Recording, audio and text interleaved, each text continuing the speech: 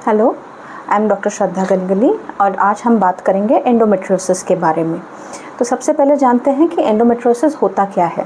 Endometriosis एक ऐसी बीमारी है जहाँ पे जो गर्भाशय के अंदर का अस्तर होता है, जिसे हम एंडोमेट्रियम बोलते हैं, वो अपनी जगह छोड़ के पेल्विस में बाकी जगहों पर अपना स्थान बना लेती है, जैसे कि फैलोपियन ट्यूब्स, पेल्विक वॉल्स या ओवरीज। जैसे पीरियड्स आता है तो जो एंडोमेट्रियम है वो अपने साइज़ में बढ़ता है और पीरियड्स के दौरान इसमें से ब्लीडिंग होती है। तो ये टिश्यू भी सिमिलरली पेल्विस के अंदर, पेट के अंदर बढ़ने लगता है और पीरियड्स के दौरान इससे ब्लीडिंग होती है। अब इस ब्लीडिंग के दौरान इसे बाहर निकलने की जगह नहीं मिलती है, तो ये पेट में जमा होते रहता है और ओवेरियन सिस्ट या ट्यूबल ब्लॉक क्रिएट कर सकता है। जब ये ब्लड एब्डोमेन या पेट के अंदर जमा होता है तो ये फाइब्रोसिस क्रिएट करता है या रेशेदार टिश्यू या स्कार टिश्यू फॉर्म करता है, जिसकी वजह से ट्यूब ब्लॉक होना, पेट के अंदर आंतड़ियों का चिपकना, ये समस्याएं हो सकती है। तीसरा, ट्यूब ब्लॉक होने की वजह से इनफर्टिलिटी हो सकती है। अब हम जानेंगे कि एंडोमेट्रियोसिस की वजह से क्या क्या हो सकता है। तो एंडोमेट्रियोसिस जहाँ पे स्थित है उस हिसाब से इसके लक्षण जाने जाते हैं। जैसे अगर ओवरी में है तो ओव्यूलेशंस का हैम्पर होना, मतलब ओव्यूलेशन या एग बनने में डिफ़िकल्टी होना, ओवरी में सिस्ट फॉर्म होना। अगर ट्यूब में है तो ट्यूब का ब्लॉक होना, जिसकी वजह से प्रेगनेंसी रहने में दिक्कत आ सकती है। अगर ये आंतड़ियों में चिपक गया है तो आंतड़ियों का चिपकना या बाउल ऑब्स्ट्रक्शन कॉज कर सकता है।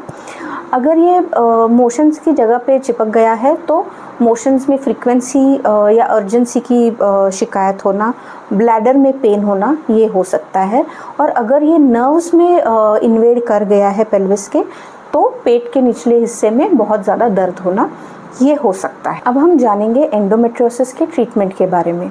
तो क्या क्या ट्रीटमेंट हो सकती है एंडोमेट्रियोसिस की। एंडोमेट्रियोसिस की सबसे पहली इंपॉर्टेंट ट्रीटमेंट होती है पेन रिलीफ, क्योंकि इसमें पेन की बहुत ज़्यादा समस्या हो जाती है, तो इसमें हम पेन किलर्स प्रिस्क्राइब कर सकते हैं। दूसरा, ये एंडोमेट्रियम जैसे यूट्रस हार्मोन्स को रिस्पॉन्ड करता है, वैसे ये टिश्यू भी हार्मोन्स को रिस्पॉन्ड करता है। तो कुछ हार्मोन्स देके इस टिश्यू को सप्रेस किया जा सकता है जहाँ पे माइल्ड केसेस हैं। नेक्स्ट आता है इसमें जहाँ पे सिवियर केसेस हैं, उसमें आता है सर्जरी का रोल। सर्जरी यूजुअली होती है लैप्रोस्कोपी। लैप्रोस्कोपी एक होती है दूरबीन जिसे बोलते हैं, जो 1 सेंटीमीटर का इंस्ट्रूमेंट्स होता है, वो पेट में डाल के वहाँ से ये जो एंडोमेट्रियोटिक स्पॉट्स होते हैं जहाँ पे ये एंडोमेट्रियम ग्रो कर रहा है पेल्विस में, इसे जलाया जाता है या फिर निकाल दिया जाता है। थर्डली, जैसे इनफर्टिलिटी होता है, इनफर्टिलिटी में अगर ट्यूब ब्लॉक हो गई है एंडोमेट्रियोसिस की वजह से, या फिर ओवरी में सिस्ट बन गया है, खून जमा हो गया एंडोमेट्रियोसिस की वजह से, तो इसे निकालना ज़रूरी पड़ जाता है अगर इनफर्टिलिटी का ट्रीटमेंट चल रहा हो। जब तक ये ओवरियन सिस्ट या ट्यूब में से ये पानी निकाला नहीं जाता, तब तक फर्टिलिटी के ट्रीटमेंट को रिस्पॉन्स अच्छा नहीं आता है। तो ये हो गया सर्जिकल पार्ट। और सबसे अंत में, अगर इस किसी चीज़ को एंडोमेट्रियोसिस का रिस्पॉन्स नहीं आ रहा हो तो एंड सर्जरीज होती है, डीनर्वेशन, जहाँ पे नर्व्स को डिसेंसिटाइज किया जाता है पेन के लिए। और एंड में अगर बच्चे हो गए हैं, उम्र हो गई है और एंडोमेट्रियोसिस दवाई और लैप्रोस्कोपी से नहीं रिस्पॉन्ड किया है, तो गर्भाशय का निकालना पड़ सकता है। अगर इसमें से दिए गए किसी चीज़ के बारे में आपको डाउट्स है या आपको लगता है कि आपको इसके बारे में और जानकारी चाहिए या एंडोमेट्रियोसिस की ट्रीटमेंट चाहिए, तो आप नीचे दिए गए नंबर पे हमें कांटेक्ट कर सकते हैं। Thank you.